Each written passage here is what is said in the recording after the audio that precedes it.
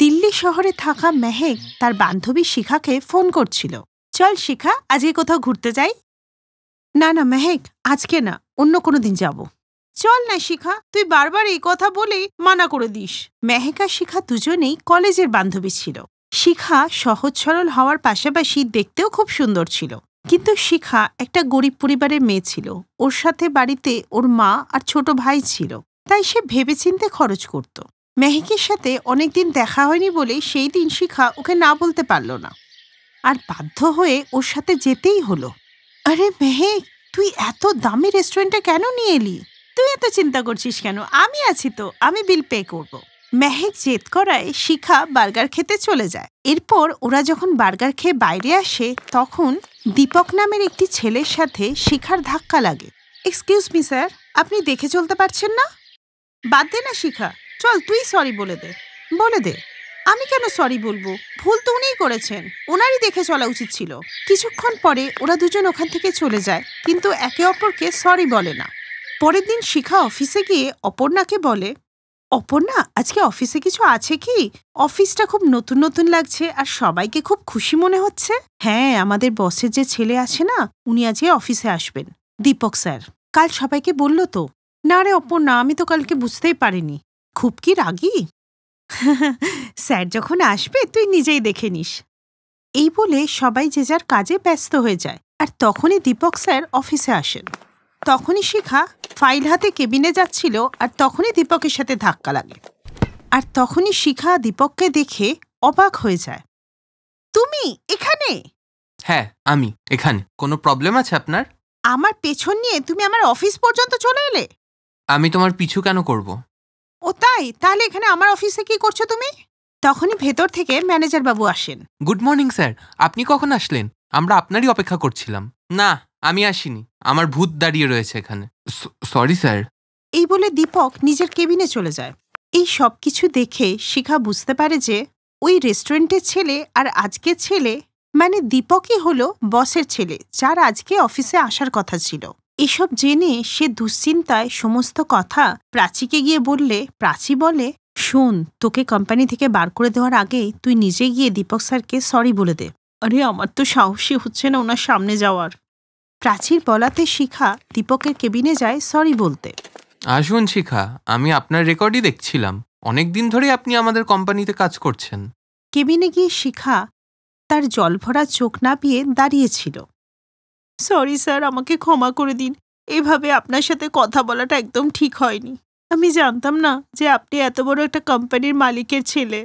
Sir please আমাকে ক্ষমা করে দিন, আমার খুব ভুল হয়ে গেছে, প্লিজ। আরে আপনি কাঁদছেন কেন? কাঁদার তো কিছু হয়নি। প্লিজ স্যার, আপনি আমাকে কাজ থেকে বার করবেন না। আমার সংসার চলে এই কোম্পানির টাকাতেই। আমার একটা ছোট ভাই আছে আর অসুস্থ মা আছে, মায়ের ট্রিটমেন্টও হয় এই টাকায় স্যার। তোমাকে বের করবো কে বললো এরকম? আমি তো তোমাকে কিছু বলিনি। শিখার এই সমস্যা শুনে দীপক বুঝেছিল যে শিখার টাকার দরকার আর ওর একটা মেয়ের দরকার। এই মেয়েটাই ঠিক আছে 1 মাসের কন্ট্রাক্ট ম্যারেজের জন্য। তারপর বাবা সমস্ত সম্পত্তি আমার নামে করে দেবে, আর রোজ রোজ এই বিয়ের ঝামেলা থেকেও মুক্তি পাবো। এরপরে একদিন শিখাকে বাড়িতে ড্রপ করার বাহানায় দীপক ওকে একটা কফি হাউসে নিয়ে যায়। তখন শিখার ভাই হসপিটালে ভর্তি ছিল, আর তার চিকিৎসার জন্য শিখার টাকা দরকার ছিল। তাই দীপক ওর দুর্বলতার সুযোগ নিয়ে কথাটা বলল, স্যার আপনি আমাকে এখানে নিয়ে এসছেন কেন? আমাকে তো হসপিটালে যেতে হবে। শিখা, তোমার সাথে আমার কিছু দরকারি কথা ছিল, যাতে তোমারও সমস্যার সমাধান হবে। সমস্যার সমাধান? তাও ওই কফি হাউসে? তুমি কি আমাকে বিয়ে করবে শুধু 1 মাসের জন্য? এ কি বলছেন স্যার? শিখা, আমাকে 1 মাসের জন্য একটা কন্ট্রাক্ট ম্যারেজ করতে হবে। আমার ঠাম্মি আমাকে শর্ত দিয়েছে, যদি আমি 1 মাসের মধ্যে বিয়ে করে নিই তাহলে আমাকে সমস্ত প্রপার্টি দিয়ে দেবে। কিন্তু আমি এখন বিয়ে করতে চাই না, তাই আমাকে এরকম করতে হচ্ছে। আর তোমার এমনিও তো টাকার দরকার, এতে আমাদের দুজনেরই কাজ হয়ে যাবে। ঠিক আছে, আমি বিয়ের জন্য রাজি। শিখা দীপকের কথায় রাজি হয়ে যায়, আর সে হসপিটালে টাকা জমা করে কন্ট্রাক্ট ম্যারেজ করে শ্বশুরবাড়িতে পৌঁছে যায়। বাবা, এ কি, তুমি বিয়ে করলে আমাকে না জানিয়ে? হ্যাঁ বাবা, আমি শিখাকে পছন্দ করতাম, তাই আমি ওকে বিয়ে করে নিলাম। আরে বাহ, আমার নাতির পছন্দ তো দারুণ, একেবারে চাঁদের মতো বৌমা এনেছে। এরপরে শাশুড়ি শিখাকে আদর করে বরণ করে নিয়ে ঘরে নিয়ে আসে। আর মাত্র 3 দিনের মধ্যেই শিখা সবার মনের মধ্যে জায়গা করে নেয়। তারপর একদিন, আমার নাত বউ বাড়িতে আসার পর থেকে এই বাড়িটা খুশিতে ভরে গেছে। তোমার হাতে মনে হচ্ছে জাদু আছে। কি দিয়ে রান্না করো মা? এইভাবে আস্তে আস্তে 15 দিন কেটে যায়। আর যতই ওর এই বাড়ি থেকে চলে যাওয়ার দিন এগিয়ে আসে, ততই সে সবার সাথে মিশতে থাকে। তারপর একদিন হঠাৎই শিখার শরীর খারাপ করে। শিখা, আমি তোমার মাথায় ঠান্ডা জলের পট্টি করে দিয়েছি, আর এই ওষুধগুলো খেয়ে নিও, তাড়াতাড়ি সুস্থ হয়ে যাবে। কি হলো আমার নাত বৌমার? কার নজর লেগে গেল? এই বলে সুমনা দেবী শিখার মাথায় হাত বোলালে শিখা মনে মনে ভাবে, এবারে সবাই কত ভালো, আমাকে কত ভালোবাসে। কিন্তু এরা সবাই যখন জানতে পারবে যে আমি কন্ট্রাক্ট ম্যারেজ করে এসেছি, তখন এদের কত না খারাপ লাগবে। দীপক ওর যত্ন করছে এই দেখে শিখারও খুব ভালো লাগে, আর ও দীপককে ভালোবাসতে লাগে। এরপর একদিন রাতে হঠাৎ বিদ্যুৎ চমকালে শিখা দীপককে জড়িয়ে ধরে। আমার খুব ভয় করছে দীপক, তুমি আমাকে ছেড়ে কখনো যেও না। আমি তোমাকে ছেড়ে কোথাও যাব না শিখা, ভয় পেও না। এইভাবেই দিন কাটতে লাগে, আর এখন দীপকও শিখাকে পছন্দ করতে থাকে। এরপর একদিন যখন ওদের ঠাম্মির শরীর খারাপ হয়, তখন তিনি শেষ সময়ে নিজের সমস্ত প্রপার্টি দীপকের নামে করে যায়, আর দীপকের প্ল্যান সাকসেস হয়। আর এর কিছুদিন পর দীপক শিখাকে বাড়ি থেকে চলে যেতে বলে। শিখা, আজ 1 মাস হয়ে গেছে আমাদের কন্ট্রাক্ট ম্যারেজের, তোমার যাওয়ার সময় হয়ে এলো। এই শুনে শিখার চোখে জল এসে যায়, আর ও কাঁদতে কাঁদতে বলে, আমি কি আপনার পরিবারের সাথে আরো 1টা মাস থাকতে পারবো? কিন্তু শিখা, আমার মনে হয় না যে তোমার এখানে থাকার ঠিক হবে। আমরা একে অপরের সাথে থাকলে আমাদের নিজেদেরও টান বাড়বে, আর তোমার সাথে পরিবারেরও। তখনই ওদের এইসব কথা পেছনে দাঁড়িয়ে থাকা পরিবারের অন্যান্য সদস্যরা শুনে নেয়। তুমি আমাদের সাথে এত বড় খেলা খেললে কন্ট্রাক্ট ম্যারেজ করে? বৌমা এই বাড়ি ছেড়ে কোথাও যাবে না, আর যদি বৌমা যায় তাহলে বৌমার সাথে সাথে আমরাও যাব, বুঝলে তুমি? বাড়ির লোকেদের চাপে পড়ে দীপক ওদের কথা মেনে নেয়, কারণ এখন ও বোধহয় এটাই চাইতো, কারণ এখন দুজন দুজনকে পছন্দ করত। এরপর ধুমধাম করে ওদের বিয়ে দেওয়া হয়। আর এখন শিখা শুধু 1 মাসের জন্য না, গোটা জীবনের জন্যই বউ হয়ে এলো। আর এখন দীপকও শিখাকে ভালোবাসতে লাগে, আর ওকে স্ত্রীর সম্মানও দেয়। কিছুদিন পর ওদের একটা ছেলে হয়, আর এখন ওরা সবাই খুশিতে থাকতে লাগে।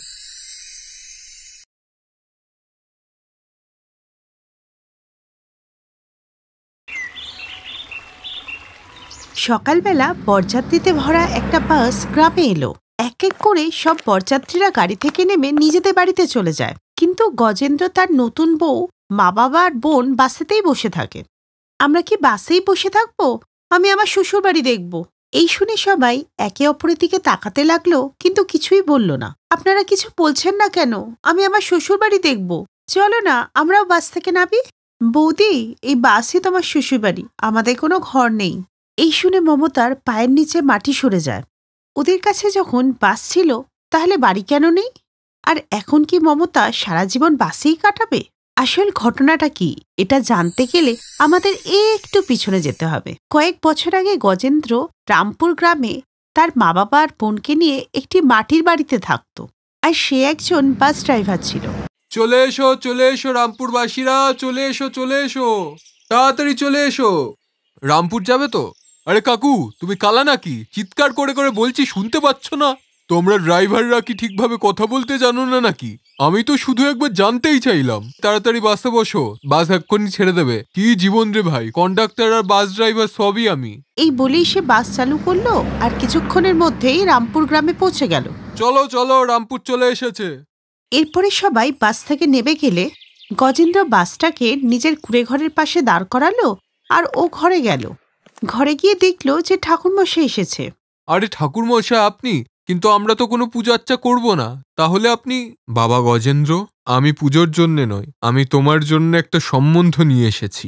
এখন তো তুমি বাস ড্রাইভার হয়ে গেছো, এবার তো বিয়ে করে নাও, এরপরে তো তোমার বোনেরও বিয়ে দিতে হবে। পুরোহিত মশাই, আমি এই বাসের মালিক না, আমি এই বাস ভাড়াতে চালাই। বাবা, তোর থেকে গরিব ছেলেরাও এই গ্রামে বিয়ে করেছে। আমরা চাই বেঁচে থাকতে থাকতে তোদের ভাই বোনদের বিয়ে দিয়ে যেতে। মা বাবা, তোমরা সবসময় এইরকম ভাবেই বলো, আর আমি তোমাদের কথা শুনেও নি। ঠিক আছে, পণ্ডিত মশাই চলুন, বাসে গিয়ে বসুন, এক্ষুনি যাব আমরা মেয়ে দেখতে।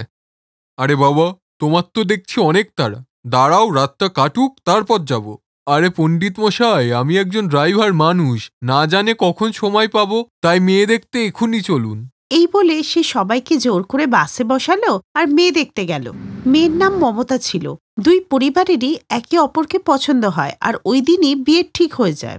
আস্তে আস্তে গজেন্দ্রর বিয়ের কথা গোটা গ্রাম জানতে পারে, আর গ্রামের সবাই ওকে খুব ভালো করেই চিনত। আর এই খবর গ্রামের প্রধানের কাছেও গেল। মুন্সি, শুনলাম কালকে নাকি গজেন্দ্র বিয়ে করতে যাচ্ছে।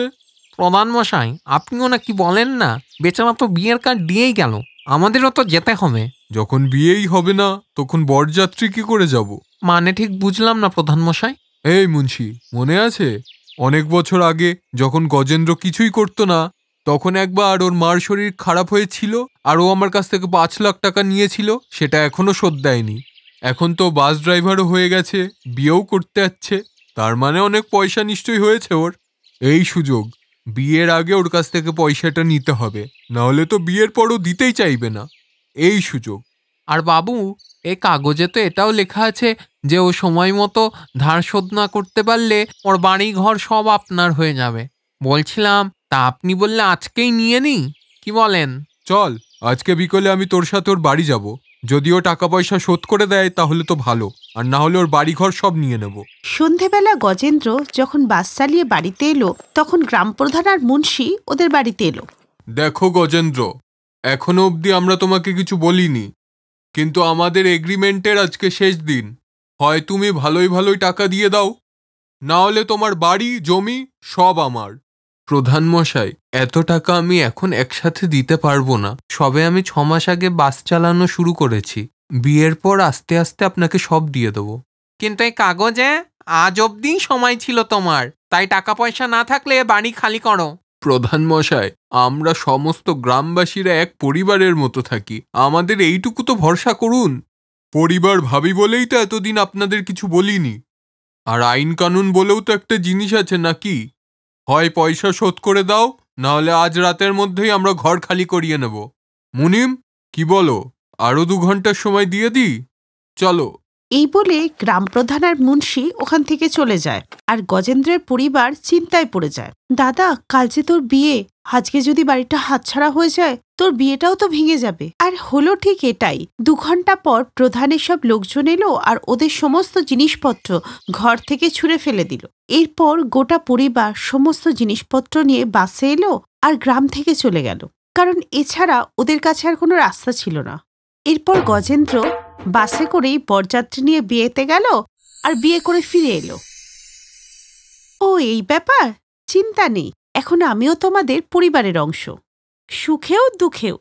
এরপর ওরা বাসেই থেকে গেল। পরের দিন, এই বাসটা তো আমার না, আর উপার্জনের জন্য আমাকে বাস চালাতে যেতেই হবে, না হলে যে মালিক বাসটাই কেড়ে নেবে। তুমি বাস নিয়ে যাও, আমরা সবাই জঙ্গলেই থাকবো। বৌমা, তুমি তো বুদ্ধিমতী মেয়ে, তোমার জায়গায় অন্য কোনো মেয়ে হলে এক্ষুনি বাপের বাড়ি পালিয়ে যেত। সত্যি বৌদি, তুমি খুবই ভালো। ওই দিন থেকেই গজেন্দ্র দিনে বাস চালাতো আর রাত্রিবেলায় ওই বাসটাকে জঙ্গলে নিয়ে আসতো। অনেকদিন পর্যন্ত এইভাবেই চলতে লাগলো। তারপরে একদিন বাসের মালিক বলল, গজেন্দ্র, এখন আমি বাস পার্কিং এর জন্য প্লটটা কিনে নিয়েছি, তাই এখন থেকে বাস চালানোর পর রাত্রে তুমি এখানেই বাসটা পার্কিং করে দিও। এই শুনে গজেন্দ্র খুব চিন্তায় পড়ল, কারণ বাসটাই তো এখন ওর ঘর ছিল। তাই গজেন্দ্র সব কথা তার মালিককে বলে। মালিক, আমার সদ্য বিয়ে করা বউ বনে জঙ্গলে ঘুরে বেড়াচ্ছে, হয়তো আমি বাস না নিয়ে গেলে রাত্রে ওরা থাকবে কোথায়? গজেন্দ্র, তোমার সাথে এত বড় একটা ঘটনা হয়ে গেল, বিয়ের রাতেই ওই প্রধান তোমার বাড়ি ঘর সব নিয়ে নিল, আর তুমি আমাকে জানাওনি।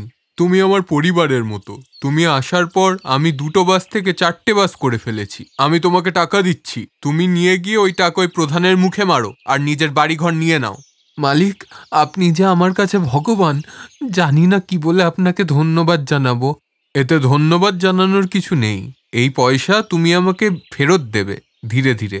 যাও, এখন গিয়ে নতুন বউকে তার শ্বশুর বাড়িতে নিয়ে এসো, আর খুব তাড়াতাড়ি টাকা জমিয়ে নিজের বাড়িটাও ঠিক করে তোলো, আর তারপর তুমিও একটা বাস কিনে ফেলো। আমি চাই না যে আমার প্রত্যেক ড্রাইভার সবসময় ড্রাইভারই থাকুক। ওই রাতেই গজেন্দ্র প্রধানকে টাকা দিয়ে বাড়িটা ছাড়িয়ে নিল, আর গজেন্দ্র তার পরিবারকে নিয়ে আবার নিজের বাড়িতে হাসি খুশিভাবে থাকতে লাগলো। Best buddies. হ্যালো ফ্রেন্ডস, এই ভিডিওটা দেখার জন্য ধন্যবাদ। যদি এই ভিডিওটা তোমাদের ভালো লেগে থাকে তাহলে প্লিজ লাইক, সাবস্ক্রাইব আর কমেন্ট অবশ্যই করবে এই ভিডিওতে। আর হ্যাঁ, শেয়ার করতে ভুলো না কিন্তু। আরো অনেক মজাদার ভিডিও দেখার জন্য নিচে দেওয়া এই বেল আইকনটাকে প্রেস করো। দেখতে থাকো বেস্ট বাডিজ।